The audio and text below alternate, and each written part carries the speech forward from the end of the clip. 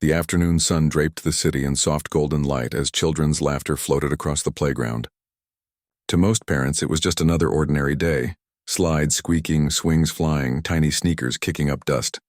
But to Amelia Hart, one of the youngest and most successful CEOs in the country, this moment carried a weight she could hardly describe. Her daughter, Lily, sat quietly at the edge of the sandbox, fingers brushing over the grains, eyes darting everywhere but at the other children. At 6 years old, Lily hadn't spoken a single word since birth. Countless doctors had assured Amelia that Lily's condition wasn't physical. Her vocal cords worked, her hearing was perfect. But emotionally, something had locked her voice away. Speech therapists had tried, psychologists had tried, even Amelia herself had tried, but nothing. And so this powerful woman who had built an empire out of glass towers and bold negotiations, who could silence a boardroom of stubborn executives with a single glance, found herself powerless in the presence of her own little girl. Amelia came to the playground not because she believed Lily would suddenly start speaking, but because she hoped her daughter would at least feel less alone watching other children play. Amelia sat on the bench, designer handbag resting neatly beside her, her phone buzzing nonstop with emails and missed calls. But her eyes never left Lily. Each silence stretched across her heart like a wound. That's when he appeared. A tall man with rolled-up sleeves and messy hair pushed through the gate, holding the small hand of a little boy who couldn't have been more than 7. The boy ran forward instantly, laughing as he joined a game of tag, while the man, clearly his father, strolled to a nearby bench. His clothes weren't expensive, his shoes were worn, but his presence carried an ease Amelia hadn't felt in years. Lily noticed the boy immediately. Her gaze followed him as he darted across the playground, his voice loud and free. The boy spotted her after a moment, waved, and without hesitation came running over. "Hi, I'm Ethan," he said brightly. Lily froze. Her little hands tightened into fists, her lips pressed together. She looked at her mother as if asking permission.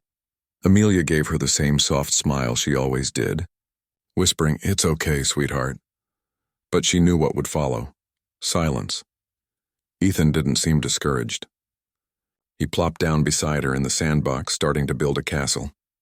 "You don't have to talk if you don't want to. My dad says sometimes words take time. Want to help me?" Lily blinked, then tentatively picked up a small plastic bucket. She filled it with sand and flipped it over, her shy eyes glancing at him. And for the first time in Amelia's memory, Lily smiled. Amelia's chest tightened. She almost called out, but something held her back. Instead, she let the moment bloom quietly. The man on the bench noticed too. He walked over, kneeling beside the children. His voice was calm, deep, carrying the warmth of someone who had endured pain and chosen kindness anyway. "Looks like you two are building something important," he said, giving Lily a gentle nod as if she were just as capable, just as important as any other child. Lily stared at him. Her lips parted as though a word trembled on the edge. "Dad, can she be my friend?" Ethan asked. The man looked at Amelia before answering, respectful but direct. "That's up to her." Then he turned back to Lily. "What do you think?" And then, like the crack of light breaking through a closed door, Lily whispered her very first word. The sound was so faint Amelia thought she had imagined it, but Ethan's eyes lit up. She spoke. "Dad, she spoke." Amelia's breath caught. Tears she hadn't expected pricked her eyes, spilling before she could stop them. For years she had waited for this moment. Through sleepless nights, endless therapy sessions, every hopeful prayer whispered into the dark. And it wasn't her, not the therapists, not the doctors, but a stranger, a single dad at the playground. The man's expression softened. He looked at Amelia with quiet understanding. She just needed the right moment. Sometimes children don't speak until they feel safe enough to be heard. That night, Amelia couldn't stop replaying the scene. The sound of Lily's voice, fragile yet powerful, echoed in her heart.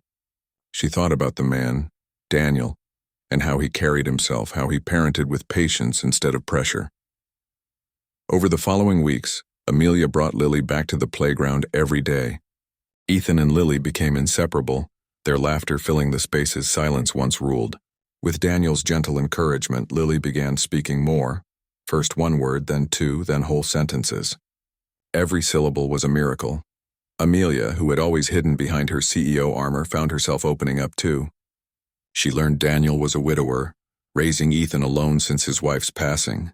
He worked as a mechanic, struggling to balance bills and fatherhood, but his love for his son shone brighter than any success Amelia had ever known in the corporate world. Their conversations stretched longer each day. They talked about loss, about dreams, about what it really meant to be present. Daniel never treated Amelia like a powerful CEO.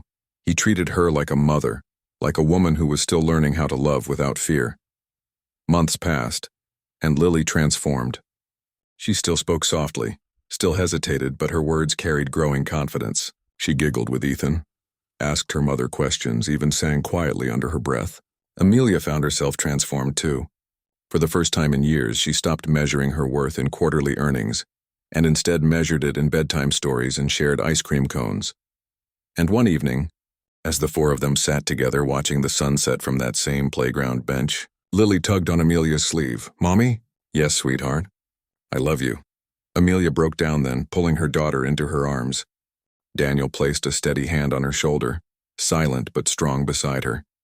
In that moment, Amelia realized something she had missed for so long. Success wasn't built in glass towers. It was built in moments like these, in the small voices of children learning to speak, in the laughter shared with someone who truly understood, in the quiet power of love rediscovered. And so, the story of a mute little girl and her first spoken word became the story of healing for them all. Because sometimes, it takes a stranger to remind us of the voices we've been waiting our whole lives to hear.